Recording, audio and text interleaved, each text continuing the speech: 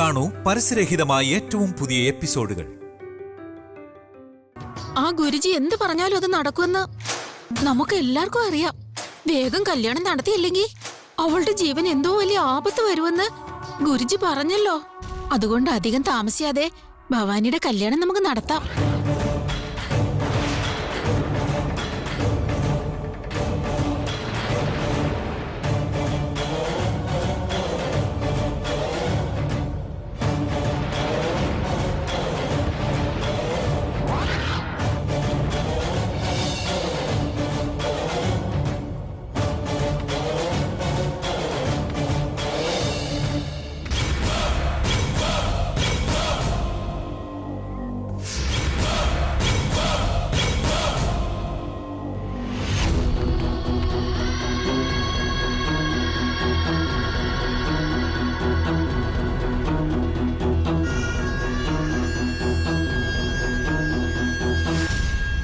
ചേട്ടാ ഒരുപാടൊക്കെ ആലോചിച്ച് മുഹൂർത്തമൊക്കെ നോക്കി ജാതകമൊക്കെ നോക്കിയിട്ട് നടത്താനിരുന്ന താമസിച്ചു പോകും.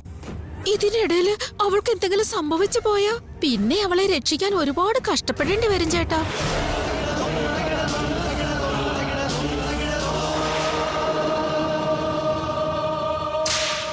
എന്റെ മരുമകൾക്ക് ഓരോ ആപത്ത് സംഭവിക്കാതിരിക്കണമെങ്കിൽ എത്രയും വേഗം കല്യാണം നടത്താമോ നമുക്കത് അങ്ങനെ നടത്താം ചേട്ടാ.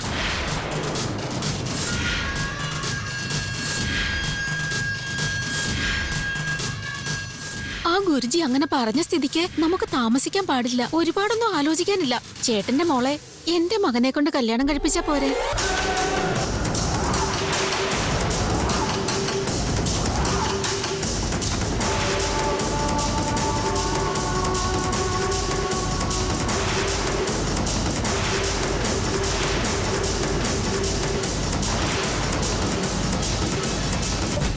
എന്താ ഒന്നും പറയാതിരിക്കുന്നേ? ഇങ്ങനെയുള്ള സമയത്ത് നമ്മുടെ മോളെ കല്യാണം കഴിക്കാൻ നല്ലൊരു പയ്യൻ ഇവിടെ ഉള്ളത് നമ്മുടെയൊക്കെ ഭാഗ്യമല്ലേ ചേട്ടാ. ചേട്ടാ ഒരുപാട് ആലോചിച്ച് വിഷമിക്കാതെ. ഭവാനിയുടെ കഴുത്തിൽ താലി കെട്ടാൻ എന്റെ മകൻ എപ്പോഴും തയ്യാറാ.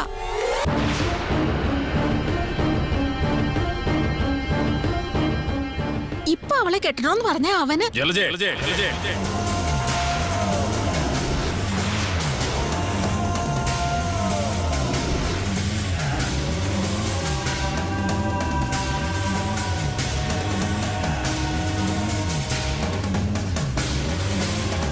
നിന്റെ മകനും എന്റെ മകളും തമ്മിലുള്ള കല്യാണ കാര്യത്തെക്കുറിച്ച് എന്നോട് സംസാരിക്കരുതെന്ന് നിന്നോട് പലതവണ ഞാൻ പറഞ്ഞിട്ടുണ്ട്.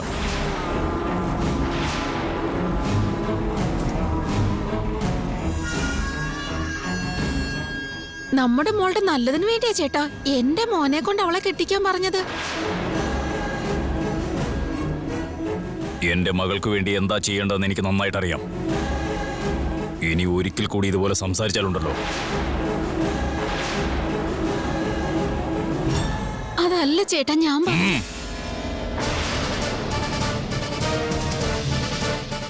ഇനി ഇതിനെക്കുറിച്ചൊരു അക്ഷരം മിണ്ടിപ്പോരുത്.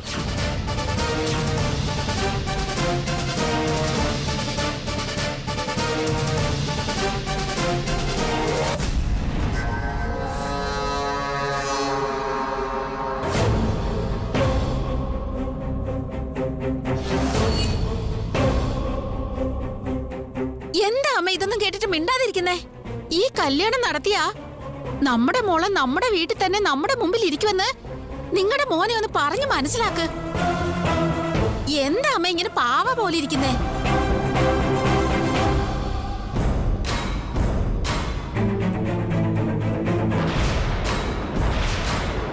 നല്ലതേതാ മോശം ഏതാന്ന് എന്റെ മോൻ എന്നേക്കാളും നന്നായിട്ടറിയാം. അവനെ ഒന്നും പറഞ്ഞ് മനസ്സിലാക്കേണ്ട കാര്യമില്ല.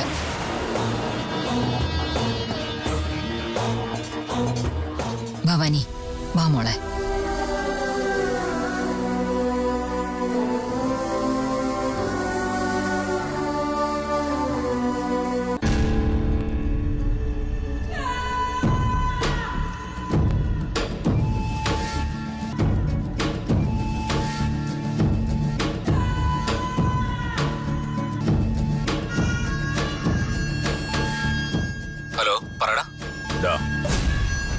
നാളെ രാവിലെ നിന്റെ ഫാമിലിയിലുള്ള എല്ലാവരെയും കൂട്ടി എന്റെ വീട്ടിലേക്ക് വരണം.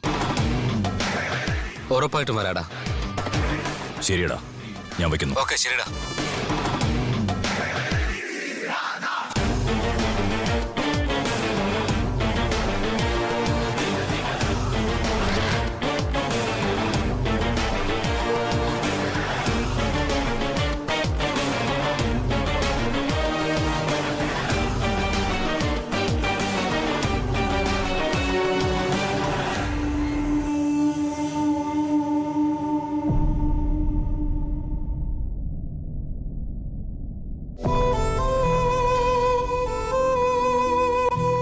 ഇനിയും നീ ഒട്ടും അമാന്തിക്കാതെ എത്രയും പെട്ടെന്ന് ഭവാനിയുടെ മംഗലത്തിനുള്ള ഏർപ്പാട് ചെയ്യൂ.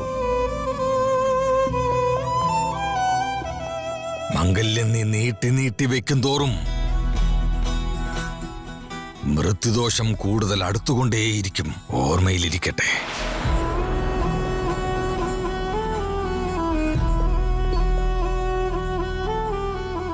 ഗുരുജി അങ്ങനെ പറഞ്ഞതുകൊണ്ടാ കൃഷ്ണനാഥ പണിക്കർ ഉറപ്പായിട്ടും ഭവാനിയുടെ കല്യാണത്തിനുള്ള ഏർപ്പാട് ചെയ്തിരിക്കും. ഈ ഒരു വിഷയത്തിന്റെ പേരിൽ ഭവാനിയുടെ കല്യാണം നടത്തിയ പിന്നെ നോ.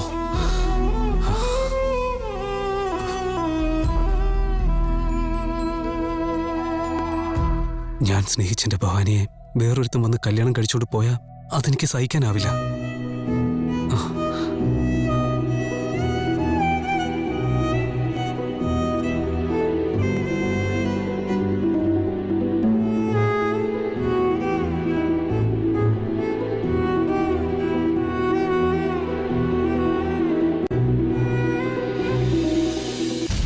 അതെ അർജുൻ, അർജുൻ കേൾക്കുന്നില്ലേ?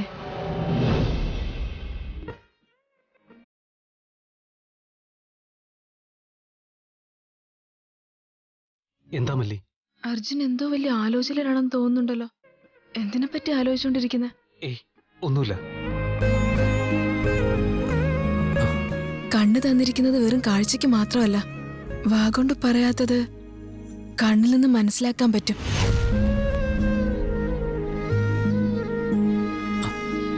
നീ ഇപ്പൊ ആലോചിക്കുന്നത് ഭവാനിയെ കുറിച്ചാണെന്നുള്ള കാര്യം നിന്റെ കണ്ണ് പറയാതെ പറയുന്നുണ്ട്.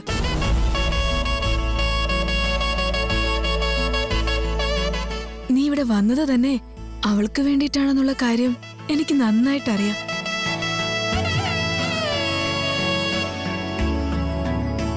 അർജുൻ നമ്മുടെ ഭവാനിയെ എത്രമാത്രം പ്രണയിക്കുന്നുണ്ടെന്ന്, അങ്ങനെയല്ല, എത്രമാത്രം ഇഷ്ടപ്പെടുന്നുണ്ടെന്ന് എനിക്കറിയാം. മല്ലി, അത് പിന്നെ നീ എന്തൊക്കെയാ പറയുന്നേ? അങ്ങനെയൊന്നുമില്ല കേട്ടോ. എനിക്കെല്ലാം അറിയാം അർജുൻ. പ്രണയത്തെ മനസ്സിന്റെ ഉള്ളിൽ വെച്ചിരുന്നാല് മനസ്സിന് ഭാരം കൂടുന്നതല്ലാതെ വേറെ ഒരു പ്രയോജനവും ഉണ്ടാകില്ല.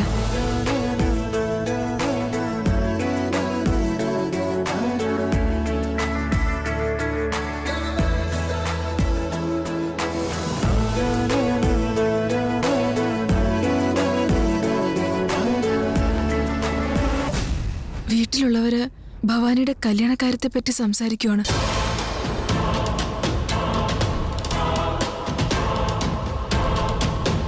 സത്യമാണോ? അതെ അർജുൻ, എത്രയും പെട്ടെന്ന് പോയി ഭവാനിയെ കല്യാണം കഴിക്കാൻ താല്പര്യമുണ്ടെന്ന് പണിക്കർ അദ്ദേഹത്തോട് പോയി പറയും. അങ്ങനെ ചെയ്തില്ലെങ്കില് ഭവാനി അർജുന് കൈവിട്ടു പോകും.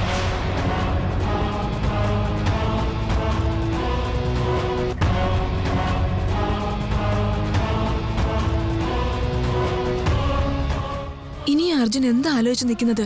അത് പിന്നെ മല്ലി, ഞാൻ പോയി പറഞ്ഞ അവര്... അർജുൻ പ്രണയിക്കാൻ നല്ലൊരു മനസ്സുണ്ടായാൽ മാത്രം പോരാ, അത് തുറന്നു പറയാനുള്ള ധൈര്യം ഉണ്ടാവണം. ഇപ്പൊ നീ അത് ധൈര്യം സംഭരിച്ച് പറഞ്ഞില്ലെങ്കിൽ സ്വന്തം പ്രണയത്തെ നീ തന്നെ നശിപ്പിച്ചതോർത്ത് ജീവിത അവസാനം വരെ നീ അത് ആലോചിച്ച് ദുഃഖിക്കേണ്ടി വരും.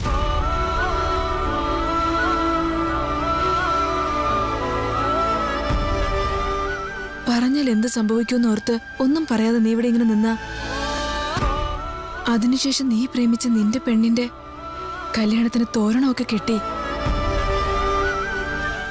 പിന്നെ കല്യാണത്തിന് വരുന്നവർക്ക് സദ്യയൊക്കെ വിളമ്പാൻ നിനക്ക്.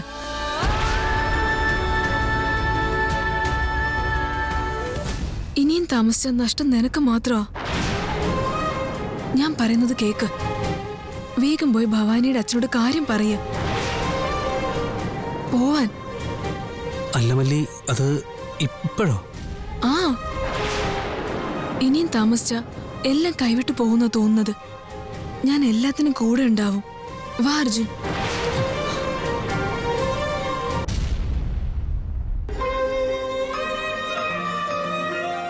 ഇനി എന്താ ഇങ്ങനെ ആലോചിച്ചോണ്ട് നിൽക്കുന്നത്?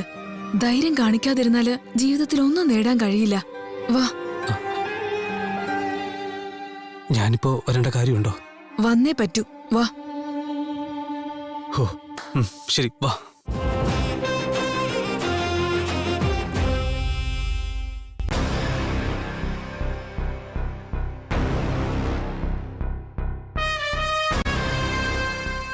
പോയി പറ അർജുൻ. മല്ലി, ഇപ്പോ വേണ്ട മല്ലി, ഞാൻ പിന്നെ സംസാരിച്ചാ പോരെ? കേക്ക് അർജുൻ, പോ. ഇപ്പൊ തന്നെ സംസാരിക്കണോ? ഒന്ന് പോ അർജുൻ. പോയി അദ്ദേഹത്തോട് പറയേ.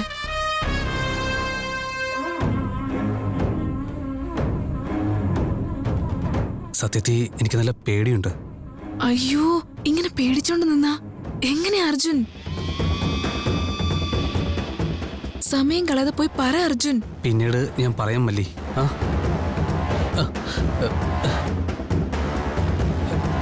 ഏയ് മല്ലി. ഓ,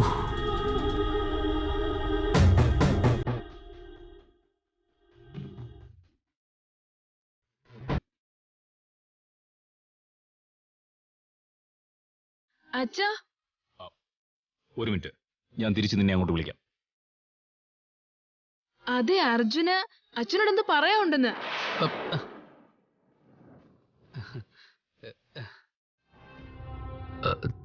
വാ അർജുൻ. സർ. പോയി പറ.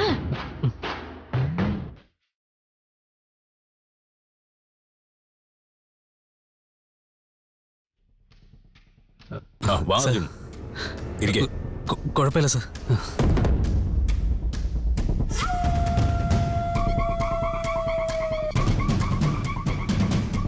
നീ എന്തൊക്കെയോ മരുന്ന് കണ്ടുപിടിക്കാനുണ്ടെന്ന് പറഞ്ഞല്ലേ ഇങ്ങോട്ടേക്ക് വന്നത്?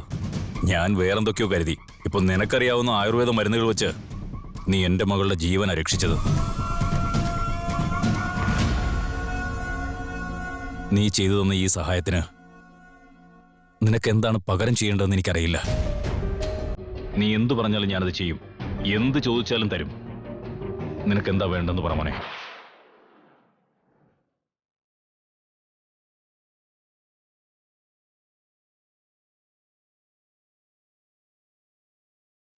എന്റെ മകളെക്കാൾ വലുതായി എനിക്ക് ഈ ഭൂമിയിൽ മറ്റൊന്നുമില്ല. എന്റെ മകൾക്ക് വേണ്ടി ഞാൻ എന്തു വേണമെങ്കിലും ചെയ്യും. എന്താണേലും പറഞ്ഞോ. അങ്ങോട്ട്.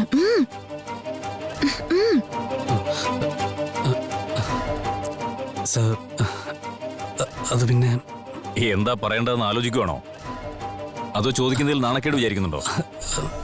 അതല്ല സർ.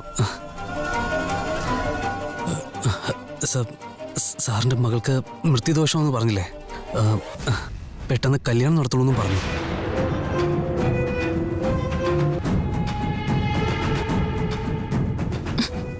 അർജുൻ. സർ, അത് പിന്നെ സർ, ഉടനെ കല്യാണം കഴിപ്പിക്കണമെന്ന് വെച്ചാ അത് നല്ല ആലോചനകൾ പെട്ടെന്ന് കിട്ടുക എന്ന് പറയുമ്പോൾ അത് ബുദ്ധിമുട്ടുള്ള കാര്യമല്ല സാർ.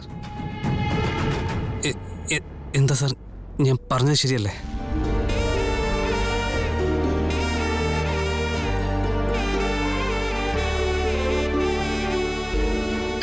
എന്ത് ചോദിച്ചാലും കൊടുക്കാന്ന് പറഞ്ഞല്ലേ? മോളെ കല്യാണം കഴിച്ചു തരാൻ ചോദിച്ച പോരായിരുന്നോ? നിന്നെ കൊണ്ട് ഇതൊന്നും പറ്റില്ല എന്ന് എനിക്ക് മനസ്സിലായി. ഞാൻ തന്നെ വന്ന് പറയാം.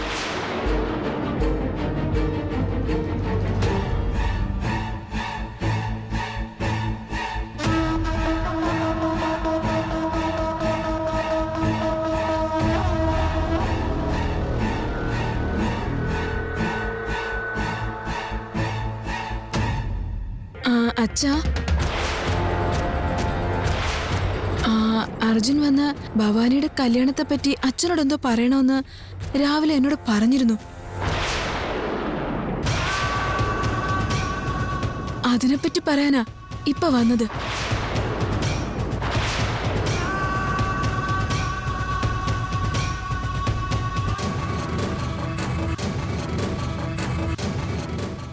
ഇങ്ങനെ എന്തിനാ നോക്കി നിൽക്കുന്നത്? അങ്ങോട്ട് പറയ്.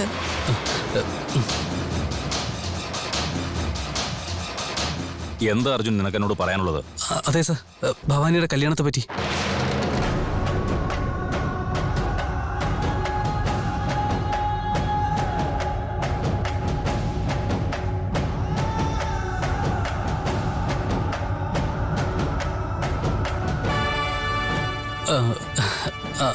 അതെ സർ, ഈ കുറഞ്ഞ സമയത്തിനുള്ളിൽ എങ്ങനെയാ ചെറുക്കനെ കണ്ടു?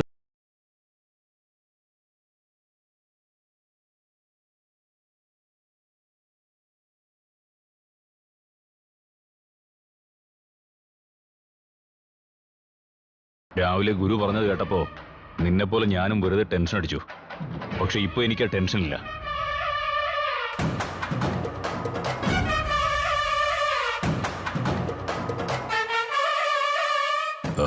ചന്ദ്രമൗലി എന്നൊരു ഫ്രണ്ട് ഉണ്ട് എനിക്ക്. അവനൊരു മകനുണ്ട്.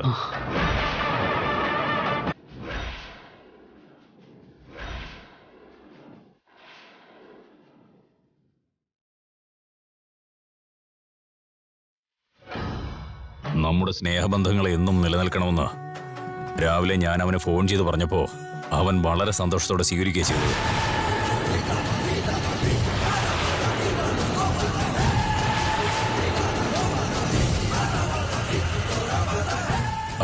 അവന്റെ മകനെയും കൂട്ടിക്കൊണ്ട് നാളെ അവൻ ഇവിടെ പെണ്ണ് കാണാൻ വരുന്നുണ്ട്.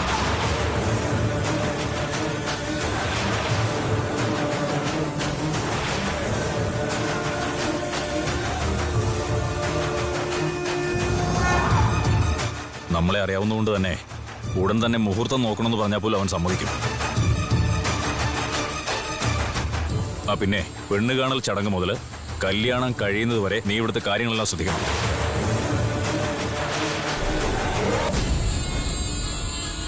ഞാൻ ഒന്നും പറഞ്ഞില്ലെങ്കിൽ തന്നെയും എല്ലാം നീ നന്നായി തന്നെ ചെയ്യുമെന്ന് എനിക്കറിയാം. നാളെ രാവിലെ തന്നെ എത്തുമെന്ന് അവർ പറഞ്ഞത്. എനിക്ക് നേരത്തെ കിടന്നുറങ്ങണം. നിങ്ങളും പോയി കിടന്നു.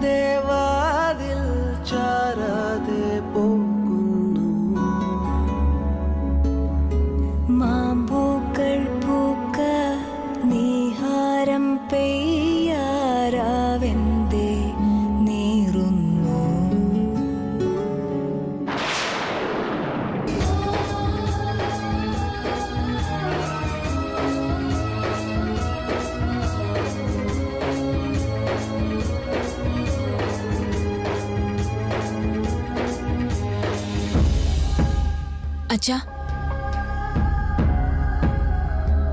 വാ മോളെ.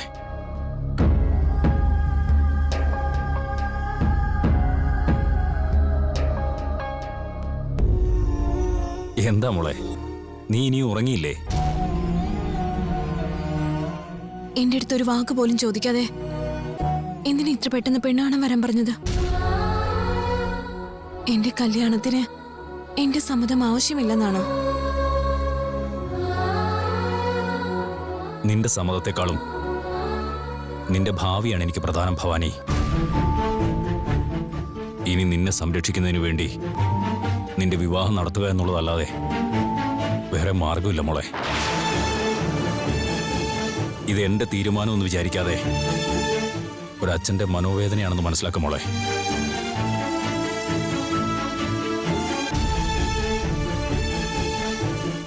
നിന്റെ ചേട്ടൻ നമ്മളെ വിട്ട് എങ്ങോട്ടേക്കോ പോയി. അവൻ മരിച്ചുപോയെന്നുള്ള വിഷമത്തിൽ നിന്നും ജീവനോടെ ഉണ്ടെന്നുള്ള വിശ്വാസത്തിലേക്ക് തിരിച്ചു വന്നുകൊണ്ടിരിക്കുക. പക്ഷെ അവൻ എവിടെയാ ഉള്ളതെന്നറിയില്ല, എങ്ങനെയാണെന്ന് പോലും അറിയില്ല, എപ്പോ വരുമെന്നും അറിയില്ല. സത്യം പറഞ്ഞാൽ വരുമെന്നോ വരില്ലെന്നോ അറിയില്ല. അവനില്ലെന്ന് വിചാരിച്ചിരുന്നപ്പോ അവൻ തിരികെ വരുമെന്ന് നീ ഉറപ്പിച്ചു പറഞ്ഞു. ആ വിശ്വാസവും ധൈര്യവും ഞങ്ങൾക്ക് തന്നത് നീയാണ് മോളെ. നിനക്ക് അരുതാത്ത എന്തെങ്കിലും സംഭവിച്ചു കഴിഞ്ഞാൽ അത് താങ്ങാനുള്ള ശക്തി ഈ അച്ഛനില്ല മോളെ. എനിക്ക് പക്ഷാഘാതം വന്നപ്പോ നീ നേർച്ചയെടുത്ത് എന്നെ ജീവിതത്തിലേക്ക് തിരികെ കൊണ്ടുവന്നു. അതുകൊണ്ട് നിന്നെ മൃത്യുദോഷത്തിൽ നിന്ന് രക്ഷിക്കുന്നതിനായി നിന്റെ കല്യാണം നടത്തി കൊടുക്കുന്നതിൽ എന്താണ് മോളെ തെറ്റ്?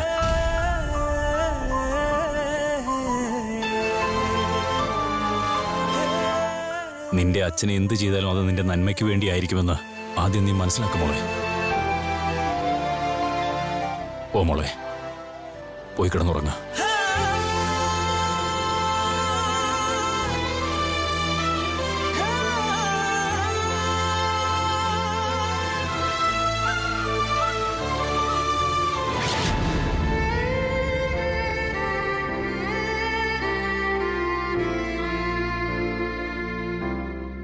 ചന്ദ്രമൗലി എന്നൊരു ഫ്രണ്ടുണ്ട് എനിക്ക്. അവനൊരു മകനുണ്ട്. നമ്മുടെ സ്നേഹബന്ധങ്ങൾ എന്നും നിലനിൽക്കണമെന്ന് രാവിലെ ഞാൻ അവനെ ഫോൺ ചെയ്ത് പറഞ്ഞപ്പോ അവൻ വളരെ സന്തോഷത്തോടെ സ്വീകരിക്കുകയും ചെയ്തത്.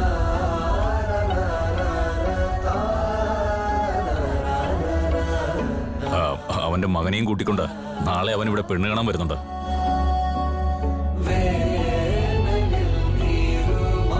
നമ്മളെ അറിയാവുന്നതുകൊണ്ട് തന്നെ ഉടൻ തന്നെ മുഹൂർത്തം നോക്കണമെന്ന് പറഞ്ഞാൽ പോലും അവൻ സമ്മതിക്കും.